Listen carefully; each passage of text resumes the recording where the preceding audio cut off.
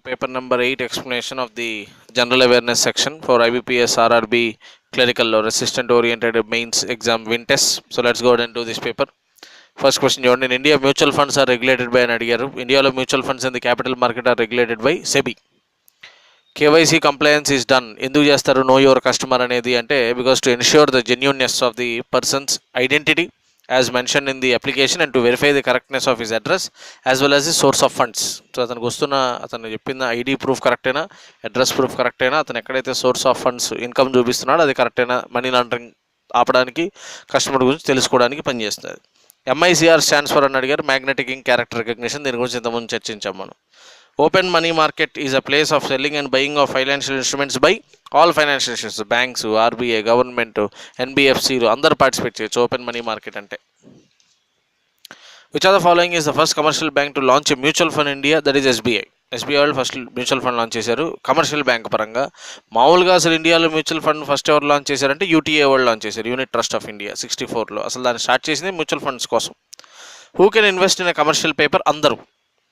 Individuals కూడా invest చేయొచ్చు commercial పేపర్లో. ఎలా? మనీ మార్కెట్ ఇన్స్ట్రుమెంట్స్ అని ఉంటాయి. మనీ మార్కెట్ ఇన్స్ట్రుమెంట్స్ ద్వారా కమర్షియల్ పేపర్లో ఇండివిజువల్స్ ఇన్వెస్ట్ చేయొచ్చు, బ్యాంకులు, కార్పొరేట్స్ ఎలాగో ఇన్వెస్ట్ చేయొచ్చు. కమర్షియల్ పేపర్ అనే దాన్ని 1990లో ఇంట్రడ్యూస్ చేశారు ఈ కాన్సెప్ట్ని, సర్టిఫికేట్ ఆఫ్ డిపాజిట్స్ కమర్షియల్ పేపర్లు అని చెప్పి. ఇవి షార్ట్ టర్మ్ మనీ రైజ్ చేయడం కోసం అని, మ్యాక్సిమం 1 ఇయర్ వరకు మనీని రైజ్ చేస్తారు దీంట్లో. సో ఇవి 5 లక్షలు అంతకంటే పైన డినామినేషన్స్ వాటిల్లో ఇష్యూ చేస్తూ వెళ్తారు. అవి మినిమం 7 డేస్కిను మ్యాక్సిమం 1 ఇయర్ కోసం అని వీటిని ఇష్యూ చేస్తారు. సో కమర్షియల్ పేపర్స్ జనరల్గా ఈ కంపెనీస్ వాళ్ళు ఇష్యూ చేస్తారు, NBFC లాంటి వాళ్ళు. దాన్ని వీళ్ళందరూ కొనుక్కోవచ్చు అనమాట. They are generally issued for discount. The committee on banking regulations and supervisory practices which released the agreed framework on international convergence of capital measures and capital standards, that is called Basel norms అంటాం. Basel norms of banking or Basel committee అంటాం. Basel is the name of a place in Switzerland. Reverse repo rate is the rate at which RBI pays interest to commercial banks and is linked to repo rate and the rate is అని అడిగారు. ఇది 2016-17 కంటే ముందు ఇది 1% ఉండేది. అంటే ఇప్పుడు repo rate 6 అనుకోండి, రివర్స్ రెపో 5 ఉండేది. అలానే రెపో రేట్కి కనెక్షన్ బ్యాంక్ రేట్ MSFకి కూడా ఉండేది. ఇప్పుడు రెపో రేట్ 6 అనుకోండి, బ్యాంక్ రేట్ ఆటోమేటిక్గా 7 ఉండేది. బ్యాంక్ రేట్ ఎంత ఉంటే MSF రేట్ అంత ఉండేది.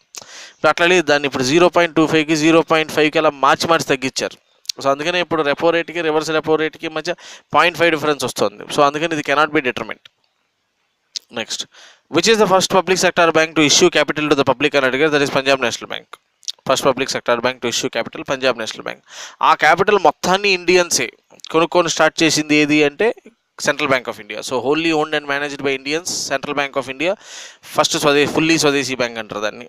ఓకే, పంజాబ్ నేషనల్ బ్యాంక్ని 1895లో లాలా లజపత్ రాయ్ ఇచ్చిన ఇన్స్పిరేషన్తో సెట్ చేశారు. ఆయనే సెట్ చేశారు ఓ రకంగా. Which are the following rates is not decided by RBI, that is prime lending rate. Prime lending rate అనే కాన్సెప్ట్ ఇప్పుడు లేదు. బేస్ రేట్ వచ్చింది, బేస్ రేట్ కూడా పోయి ఇప్పుడు MCLR వచ్చింది కదా, marginal cost of funds based lending rate అని.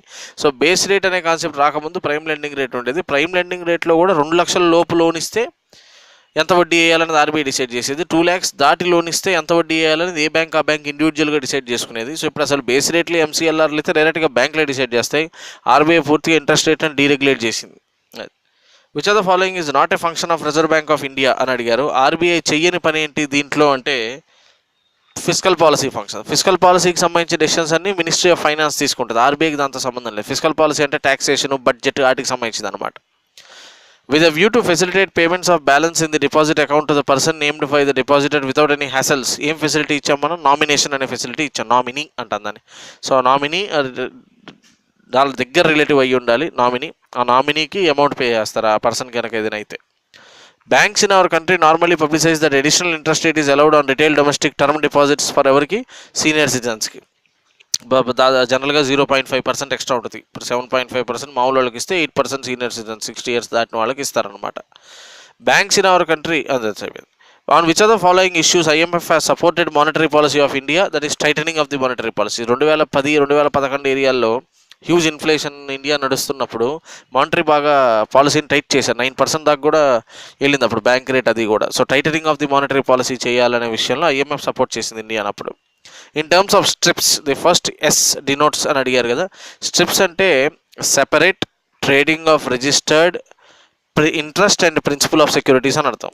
Separate trading of registered interest and principal of securities. ఇది జనరల్గా US వాడతారు ఈ కాన్సెప్ట్. 1960sలో ఇంట్రడ్యూస్ చేశారు. ఇప్పుడు ఫిక్స్డ్ ఇన్కమ్ సెక్యూరిటీస్ ఉన్నాయనుకోండి, మా ఫిక్స్డ్ ఇన్కమ్ సెక్యూరిటీస్లో మనం ఇన్వెస్ట్ చేస్తే ఆ ఇంట్రెస్ట్ మనకి పే చేస్తూ ఉంటారు, కాంపౌండెడ్ క్వార్టర్లీ కానీ లేకపోతే సెమీ యాన్యువలీ కానీ అలా. అంటే ఇప్పుడు ఆ ఇంట్రెస్ట్ అంటే సెన్స్ ప్రిన్సిపల్ అమౌంట్ వరకు ఉన్న ఇన్స్ట్రుమెంట్ని సపరేట్గా అమ్మడం కొనడం, ఇంట్రెస్ట్ వరకు సపరేట్గా అమ్మడం కొనడం అనే కాన్సెప్ట్ ఉండదు. ఇప్పుడు నేను నా దగ్గర ఉన్న ఇన్స్ట్రుమెంట్ ఇంకోటి ఇచ్చానంటే నా ప్రిన్సిపల్ దాని మీద ఇంట్రెస్ట్ని కూడా ఇంకోళ్ళకి ఇచ్చామని అర్థం. కానీ అలా కాకుండా ఇంట్రెస్ట్ని సపరేట్గా ట్రేడింగ్ చేయొచ్చు, ప్రిన్సిపల్ని సపరేట్గా ట్రేడింగ్ చేయొచ్చు. అందుకని ఆ పేరు అట్లా పెట్టారు, separate trading of interest and principal of securities అని చేస్తాం అనమాట. అది registered interest and principal of securities అంటారు దాన్ని, strips. When the loan is granted for purchase of white goods it is called అని అడిగారు, that is called consumer durable loans అంటాం. White goods అంటే ఇది మన ఏసీలు, ఫ్రిడ్జ్లు అలాంటివన్నీ consumer durables. Structure of Basel II is based on how many pillars? 3 pillars. ఇది capital to risk adequacy ratio, also called CAR, car అంటారు. రెండోది సూపర్వైజరీ ఫ్రేమ్వర్క్, మూడోది మార్కెట్ డిసిప్లిన్. సో 3 పిల్లర్స్ అవి. ఎక్స్పాండ్ ద టర్మ్ FRBM అన్నారు, fiscal responsibility and budgetary management act 2003లో చేశారు. ఇప్పుడు దాన్ని అమెండ్ చేయాలనుకుంటున్నారు. దీని ప్రకారం బడ్జెట్ ప్రవేశపెట్టేటప్పుడు రెవెన్యూ డెఫిసిట్కి, ఫిజికల్ డెఫిసిట్కి వాటి మీద కొన్ని లిమిట్స్ ఉంటాయి. ఆ లిమిట్స్ని బేస్ చేసుకొని మాత్రమే బడ్జెట్స్ అవి తయారు చేయాల్సి ఉంటుంది, డెఫిసిట్లను. Which of the following organization agencies has established a fund known as Investor Protection Fund, that is BSC? Bombay stock ఎక్స్చేంజ్లో పెట్టారు ఇన్వెస్టర్ ప్రొటెక్షన్ ఫండ్ అని చెప్పి. సో ఇన్వెస్టర్స్, స్మాల్ ఇన్వెస్టర్స్ దెబ్బతినకుండా ఉండడం కోసం ఈ ఫండ్ అనమాట. The CRR and SLR are maintain on the basis of net demand and time liabilities అంటాం. NDTL అంటే టోటల్ డిపాజిట్స్ ఆఫ్ బ్యాంక్ అనుకోండి, అందులోంచి బేస్ చేసి ఇంత CRR ఇంత SLR అని మెయింటైన్ చేయాలి.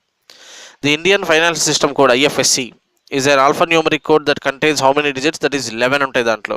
ఆల్ఫాన్యూమరిక్ ఇది. అందులో first 4 they indicate the name of the bank. ICIC అని మాత్రమే ఉంటుంది. ICICI ఉన్నా కూడా నా 5వ I ఆటోమేటిక్గా ట్రంకేట్ అవుతుంది ఆ స్ట్రింగ్. సో అదే SBI ఉందనుకోండి, SBI N వస్తుంది, నల్ ఇండికేట్ చేస్తుంది అనమాట. సో IFSC కోడ్లో first 4 they indicate the name of the bank, whereas 5th is always 0 for future use కోసం అని. లాస్ట్ 6 కూడా బ్రాంచ్ని ఇండికేట్ చేస్తాయి, 6 digits అవి numbers. Which among the following committee constituted on payment bank license? Narrow banking మీద వేసిన committee Nachiket Mor. So payment బ్యాంకులో small బ్యాంకులు అనే కాన్సెప్ట్ని ఇంట్రడ్యూస్ చేయమంది నచికేత్ మోర్ కమిటీ. దీపక్ మహంతి కమిటీ ఏమో బేస్ రేట్ మీద వేశారు. AC షా కమిటీ ఏమో NBFCల మీద వేశారు. BD తక్కర్ కమిటీ ఏమో job criteria in giving loans దాని మీద వేశారు. సర్ఫేసీ యాక్ట్, సర్ఫేసీ అంటే తెలుసుగా, securitisation and reconstruction of financial assets and enforcement of security interest act 2002. దేనికి సంబంధించింది ఇది అంటే బ్యాడ్ లోన్ రికవరీ, NPAలకు సంబంధించి. ఈ మధ్యకాలంలో S4E అని కూడా ఒకటి చేసింది కదా RBI, scheme for sustainable structuring of stressed assets. అంటే NPAs plus restructured assets plus loss assets అంతా కలిపితే దాన్ని స్ట్రెస్డ్ అసెట్ అంటాం. దానికోసం చేసింది S4A. So bad loan recovery కోసం సర్ఫేసీ యాక్ట్ చేశారు. NDTL ఇందా చెప్పాను, net demand and time liabilities అని అర్థం. డిమాండ్ లైబిలిటీస్ అంటే current account, savings account. Time liabilities అంటే ఫిక్స్డ్ డిపాజిట్, రికరింగ్ డిపాజిట్లు అని అర్థం. MICR is used mainly by the banking industry to is the process and clearing of checks and other documents. The first 3 digits ఏంది సిటీని indicate చేస్తాయి, next 3 digits బ్యాంక్ని indicate చేస్తాయి, last 3 digits బ్రాంచ్ని indicate చేస్తాయి. A savings as well as current account should be treated as inactive if there are no transactions for a period of 2 years. 6 months వరకు చేస్తే దాన్ని dormant అంటారు, 2 years దాటిపోతే inoperative అని అంటారు, inactive అంటారు. ఇన్ CDR అంటే ఏంటి? Corporate debt restructuring. ఏవైతే కంపెనీలో లోన్ తీసుకొని కట్టలేకపోయారో దాన్ని రీస్ట్రక్చర్ చేస్తారు. అంటే ప్రిన్సిపల్ని ఆర్ EMIస్ని నెంబర్ ఆఫ్ ఇయర్స్ పెంచడం కానీ ఇంట్రెస్ట్లు తగ్గించడం కానీ అలాంటివన్నీ చేస్తే కార్పొరేట్ డెట్ రీస్ట్రక్చరింగ్ అనే పేరుతో పిలుస్తారు. So R stands for restructuring. What is the minimum amount required on fixed deposit? That is 1000 minimum amount. మ్యాక్సిమంకి లిమిట్ ఏం లేదు. Minimum days is 7, maximum time duration is 10 years. If one is not satisfied with the decision passed by the banking ombudsman, అప్పుడు ఎవరు appellate దానికి? Deputy governor of RBI. Deputy governor of RBI చెప్పినా నచ్చకపోతే ఎక్కడికి వెళ్ళాలి? Governor of RBI అని పెడతారు చాలామంది పిల్లలు, that is wrong. Deputy governor of RBI చెప్తే అది ఫైనల్. అది ఇస్తే బ్రాంచ్ మేనేజర్కి వెళ్ళాలి. బ్రాంచ్ మేనేజర్ చెప్పింది నచ్చకపోతే 1 month లోపల ఓంబుడ్స్మెన్కి వెళ్తాం. ఓంబుడ్స్మెన్ ఇచ్చిన తీర్పు నచ్చకపోతే డిప్యూటీ గవర్నర్కి వెళ్ళొచ్చు. డిప్యూటీ గవర్నర్ ఆఫ్ RBI ఇచ్చిన తీర్పు is final. Next, head quarters of national investment and infrastructure fund NIIF అనే కాన్సెప్ట్. ఇది 2015-16 బడ్జెట్లో చెప్పారు. ఇండియాలో ఇన్ఫ్రాస్ట్రక్చర్ ఫైనాన్సింగ్ కోసం దీన్ని స్టార్ట్ చేశారు. దాన్ని ముంబైలో ఉంది head quarters. According to the proposal of PSL అంటే ప్రయారిటీ సెక్టార్ లెండింగ్ ఉంది కదా, 40% ఎవ్రీ బ్యాంక్ ఇచ్చే లోన్ ప్రయారిటీ సెక్టార్లకు ఇవ్వాలి. అందులో అగ్రికల్చర్ ఉంటుంది, అగ్రికల్చర్కి 18% ఇవ్వాలి. దాంట్లో మళ్ళీ సబ్ టార్గెట్లు ఉన్నాయి. అందులో మైక్రో ఎంటర్ప్రైజెస్కి ఎంత ఇవ్వాలి అంటే 7.5, అంటే అగ్రికల్చర్ కాకుండా 7.5 మైక్రో సెక్టర్ అంటే మైక్రో ఎంటర్ప్రైజెస్కి ఇవ్వాలి. 8% ఏమో మీకు అగ్రికల్చర్లో మళ్ళీ స్మాల్ అండ్ మార్జినల్ ఫార్మర్స్కి ఇవ్వాలి. 10% ఏమో వీకర్ సెక్షన్స్కి ఇవ్వాలి. ఇది ఆ 40లోనే ఇదంతా. సో దాన్ని ప్రయారిటీ సెక్టార్ లెండింగ్. ఇదంతా క్రెడిట్ పాలసీ కిందకు వస్తుంది RBIకి. వాట్ ఈజ్ స్టాగ్ఫ్లేషన్ అన్నారు. స్టాగ్ఫ్లేషన్ అంటే రెండు మాటలు కలిసి స్టాగ్నేషన్ ప్లస్ ఇన్ఫ్లేషన్. అంటే స్టాగ్నేషన్ అంటే your economy is in recession, డిప్రెషన్లో ఉంది. అలాంటి సిచ్యువేషన్లో కూడా ఇన్ఫ్లేషన్, జనరల్గా అలాంటి సిచ్యువేషన్లో ఇన్ఫ్లేషన్ రాదు, డీఫ్లేషన్ వస్తుంది. బట్ రివర్స్ ఇది. సో డిప్రెషన్ ప్లస్ ఇన్ఫ్లేషన్ కలిసి వస్తే దాన్ని స్టాగ్ఫ్లేషన్ అంటారు, ఇన్ఫ్లేషన్ అంటే రిసెషన్ అంటారు దీన్ని. Which bank has become the first private sector bank to cell Indian gold coins, that is federal bank of India. So federal bank వాళ్ళు ఏం చేశారంటే ఇండియన్ గోల్డ్ కాయిన్ అనే పేరుతో నరేంద్ర మోడీ ఒక స్కీమ్ని ఇంట్రడ్యూస్ చేశారు. 5 గ్రామ్స్, 10 గ్రామ్స్, 20 గ్రామ్స్ డినామినేషన్ అవి, 24 carrots, 99.99% purity ఉంటుంది. వాటిని అమ్మడం స్టార్ట్ చేశారు. Federal bank become the first bank in the private sector. MMTC tie up, అది minerals, mines and minerals trading corporation వాళ్ళతో టైఅప్ అయ్యాయి అనమాట. Which are the following can issue commercial paper for raising short term funds అని? All of them. Corporate issue చేయొచ్చు, primary dealers చేయొచ్చు, all India financial institutions అందరూ చేయొచ్చు issue. Section 80 of the income tax act provide for deduction of interest paid on education loans. ఈ deduction ఎన్నాళ్ళు enjoy చేయొచ్చు? Up to period of 8 years వరకు enjoy చేయొచ్చు దాని మీద deduction. What is the full form FCCB అని అడిగారు. Foreign currency convertible bonds అని అర్థం, పేరులోనే ఉంది కదా. ఆ బాండ్స్ని ఫారెన్ కరెన్సీలో కన్వర్ట్ చేయొచ్చు, ఎఫ్సిసిబి అంటాం. Which are the following institutions responsible for supervision of RRBs? RRBs supervision ఇద్దరి కింద ఉంటుంది. ఒకటి నాబార్డ్ కింద ఉంటుంది డైరెక్ట్గా, రెండోది ఆర్బీఐ కింద కూడా ఉంటుంది. So RBI as well as NABARD. With which article of the Indian Constitution is money bill related? Money bill is related to article number 110. See, article number 107 ఏమో ఆర్డినరీ బిల్ గురించి మాట్లాడుతుంది. ఆర్టికల్ నెంబర్ 108 ఏమో joint sitting గురించి మాట్లాడుతుంది. 109 ఏమో special procedure regarding to money bill గురించి మాట్లాడుతుంది. అంటే ఒక మనీ బిల్ని లోక్సభలో మాత్రం ఇంట్రడ్యూస్ చేయాలి, అది మనీ బిల్ అవునా కాదా స్పీకర్ మాత్రమే చెప్పాలి, లోక్సభ స్పీకర్ మాత్రమే. ఇలాంటివన్నీ స్పెషల్ ప్రొసీజర్స్, అవి ఆర్టికల్ 109లో ఉంటాయి. The definition of a money bill article number 110, 110లో ఉంటుంది. ఆర్టికల్ నెంబర్ 112లో యాన్యువల్ ఫైనాన్షియల్ స్టేట్మెంట్ గురించి ఉంటుంది. దాన్ని మనం కామన్ మనిషి భాషలో బడ్జెట్ అంటాం. ఆర్బిఎస్ బ్యాంక్ అంటే royal bank of Scotland has headquarters ఎక్కడ ఉంది? Edinburgh, which is in United Kingdom, అక్కడ ఉంది. లాస్ట్గా national housing bank is a wholly owned subsidiary of RBI. National housing bank 1988లో setup చేశారు. ఎన్హెచ్బి హెడ్ క్వార్టర్స్ వచ్చేటప్పటికి ఢిల్లీలో ఉంటుంది. హౌసింగ్ లోన్స్కి సంబంధించి highest decision making body and 100% subsidiary of RBI అది.